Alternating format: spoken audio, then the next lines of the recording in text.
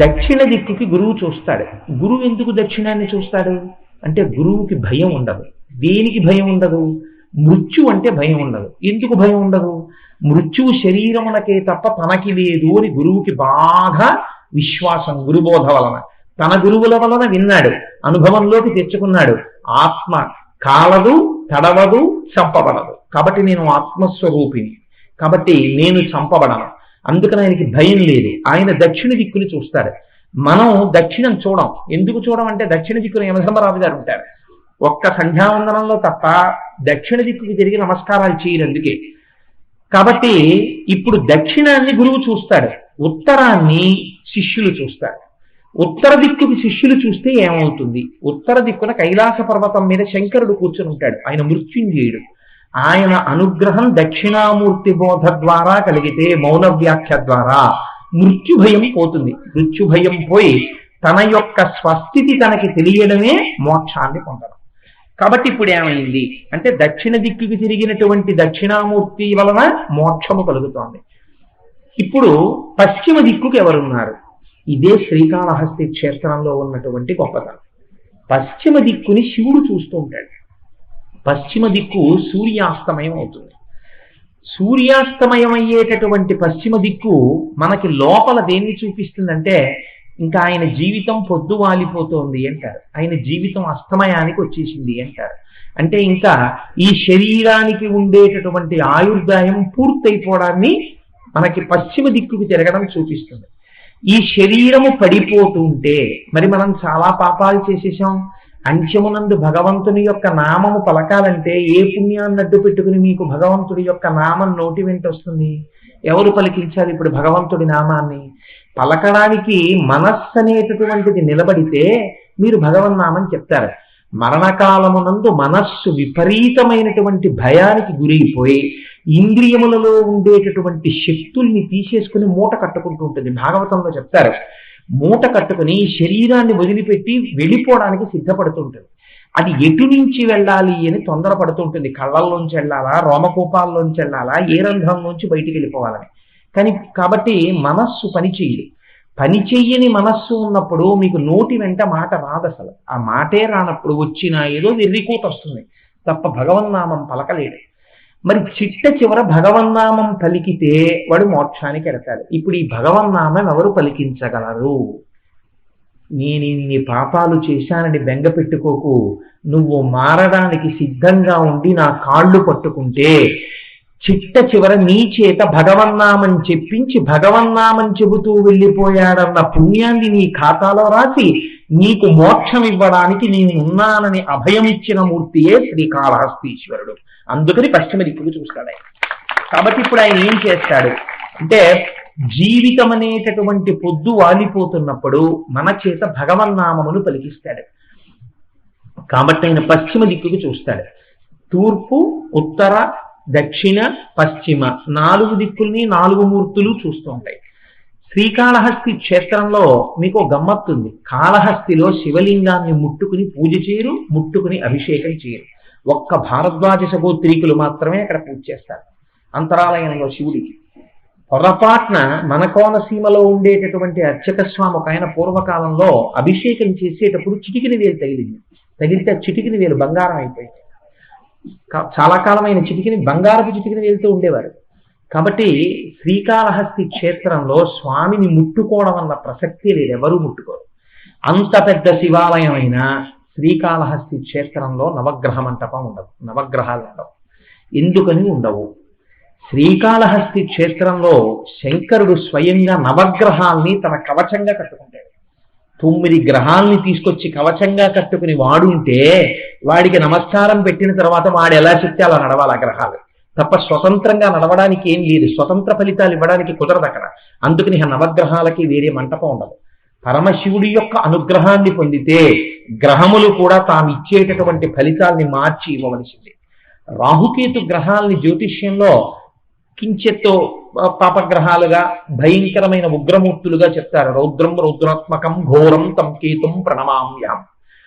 ఇటువంటి రాహువు కేతువు ఎటువంటి వారికి లొంగరు. వశిష్ఠ మహర్షి అంతటి వాడి పిల్లలందరూ చచ్చిపోయారు. ఒకసారి చనిపోతే అంతటి బ్రహ్మజ్ఞాని వశిష్ఠుడు కూడా పుత్రశోకాన్ని పొందాడు. పుత్రశోకాన్ని పొంది మనస్సు విచలితమైందండి. ఇటువంటి సమయంలో ఏం చెయ్యాలి అని అర్థం కాక ఆయన శ్రీకాళహస్తి క్షేత్రానికి వస్తే అక్కడ పంచముఖ సర్పలింగ స్వరూపుడై పరమేశ్వరుడు దర్శనమిచ్చాడు. దర్శనమిచ్చి వశిష్ఠ మహర్షి మళ్ళీ కొడుకులు కావాలని కోరుకోలేదు. చిత్తశాంతిని, ఈశ్వర భక్తిని, జ్ఞానాన్ని, దాని యందు వైక్లభ్యము లేని స్థితిని కోరారు. అందుకని ఆయనకు అది ఇచ్చి ఒక వరం ఇచ్చారు. రాహువు కేతువు ఎవరినైనా జాతకంలో బాధ పెడుతుంటే ఆ బాధలు వాళ్ళు తట్టుకోలేకపోతే శ్రీకాళహస్తి క్షేత్రానికి వచ్చి ఇక్కడ రాహుకేతు పూజ చేస్తే అంతటి రాహుకేతువులైనా లొంగవలసినదే. అందుకే ప్రపంచం మొత్తం మీద రాహుకేతు గ్రహాల యొక్క ఫలితములను అదుపు చేయగలిగిన ఏకైక క్షేత్రం శ్రీకాళహస్తి. రాహుకేతు పూజలు చేసుకోవాలంటే శ్రీకాళహస్తి వెళ్ళవలసిందే. అన్ని విశిష్టమైనటువంటి లక్షణములతో ప్రకాశిస్తూ ఉంటుంది. తూర్పుకి తిరిగి ఉన్నటువంటి జ్ఞానప్రసూనాంబ అమ్మవారి దర్శనం చేసుకుంటే అమ్మవారు శివుడిలో కలవడానికి కావలసినటువంటి జ్ఞానాన్ని కటాక్షిస్తుంది.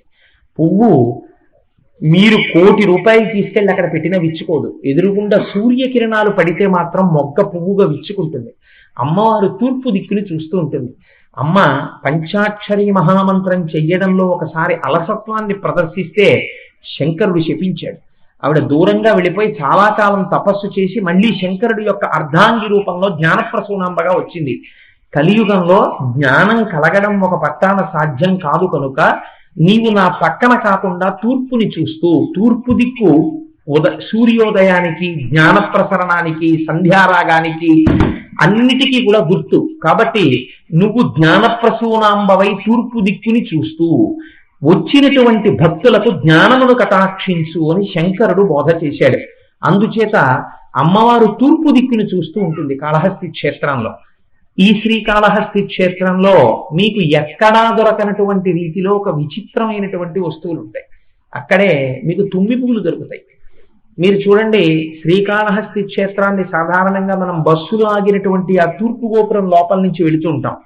వెడుతుంటే పక్కనే ఉన్న అరుగుల మీద ఆకులలో పొట్లాలు కట్టి తుమ్మి పూలు అమ్ముతూ ఉంటారు. అది దాటి మీరు లోపలికి వెళ్ళి ఎడం పక్కకి తిరగగానే కాశీ విశ్వనాథలింగము అని చెప్పి ఒక దేవాలయం ఉంటుంది. అక్కడే అన్నపూర్ణ అమ్మవారి దేవాలయం ఉంటుంది. కుడి చేతి పక్కన సుబ్రహ్మణ్యుడి యొక్క దేవాలయం, అద్భుతమైన మూర్తి ఉంటుంది. ఇవి దర్శనం చేసుకుని ముందుకు వెళితే పాతాళ గణపతి. పాతాళ గణపతిని దాటి కొంచెం ముందుకు వెళితే మీరు అలా పక్కకి తిరిగిపోయి దేవాలయంలోకి ప్రవేశం సాధారణంగా మనం ఉత్తర దిక్కుని చూస్తూ దక్షిణామూర్తి దర్శనం చేస్తూ గుడి యొక్క ద్వారాన్ని దాటి లోపలికి వెడతాం. వెళ్ళినా తిన్నగా దక్షిణామూర్తి దగ్గరికి వెళ్ళనివ్వరు శ్రీకాళహస్తిలో. ఇటు పక్కకి తిరిగిపోమంటారు, ఎడం పక్కకి ప్రదక్షిణానికి. ఎడం పక్కకి మీరు తిరగగానే మీకు అక్కడ గణపతి దర్శనం అవుతుంది. వినాయకుడి దర్శనం దేవాలయంలో చేస్తే తప్ప శివ దర్శనం అయ్యేటటువంటి అవకాశం ఉండదు. కాబట్టి ముందు ఆయన అనుమతి తీసుకోవాలి. గణపతి దర్శనం చేసి మీరు లోపలికి వెళ్ళిన తరువాత ఎక్కడా లేనటువంటి చిత్రమైన పేరుతో సుబ్రహ్మణ్యుడు ఉంటాడు అక్కడ. చెంగల్వరాయని సన్నిధి అని ఉంటుంది. 2 శూలాలు ఇలా వేసి ఉంటాయి. ఆ చెంగల్వరాయుణ్ణి చూసి మీరు అక్కడ మెట్లు దిగితే ఎదురుగుండా శివాలయం, అంతరాలయం కనపడుతుంటుంది. మీరు గుళ్ళోకి వెళ్లకుండా అక్కడ నిలబడి ఒక్కసారి తలెత్తి చూస్తే సహస్రలింగము అని ఒక పెద్ద లింగం ఒకటి కనపడుతుంది అరుగు మీద. ఆ సహస్రలింగాన్నే మార్కండేయ మహర్షి ప్రతిష్ఠ చేశారు. అది దాటి కొంచెం మీరు ముందుకెళితే ఎత్తుగా అరుగుల్లా కనపడతాయి. ఆ అరుగుల మీద మీరు వెడుతుంటే అనేకమైన శివలింగాలు, విఘ్నేశ్వర మూర్తులు కనపడతాయి. దాటి వెళితే శనీశ్వరుడికి ఒక్కడికి మాత్రం ఒక మూర్తి ఉంటుంది. అక్కడ నల్లటి గుడ్డలు ఇస్తూ ఉంటారు. వెలిగించి తీసుకెళ్లి శనీశ్వరుడి దగ్గర పెట్టండి. అది దాటి వెళ్ళిన తర్వాత శ్రీకాళహస్తిలో ఒక గమ్మత్తు ఉంటుంది. ఈ మాట మీరు వెళ్ళినప్పుడు ప్రత్యేకం చూడండి.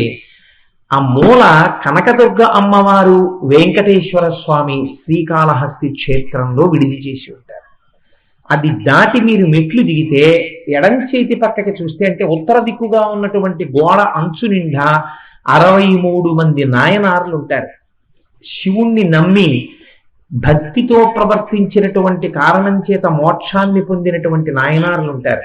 అది దాటి మీరు వెళితే అగస్త్య ప్రతిష్టలింగం దగ్గర నుంచి మీకు మార్కండేయ ప్రతిష్ఠిత లింగము అని ఒక లింగం ఉంటుంది. నేను ఇప్పుడు శ్రీకాళహస్తి క్షేత్రానికి వెళ్ళినా ఆ మార్కండేయ ప్రతిష్ఠ చేయబడినటువంటి శివలింగం దగ్గరికి వెళ్ళి వేసుకున్న లాల్చి బనీను విప్పేసి నాతో వచ్చిన వాళ్ళని కూడా అలా చేయమని కాసిన తుమ్మి పూలు చేత్తో పట్టుకుని ఓం నిధనపతయే నమః, ఓం నిధనపతాంతికాయ నమః, ఓం ఊర్ధ్వాయ నమః అంటూ అక్కడ నామాలు చెప్తూ ఆ శివలింగానికి పూజ చేస్తూ ఉంటారు.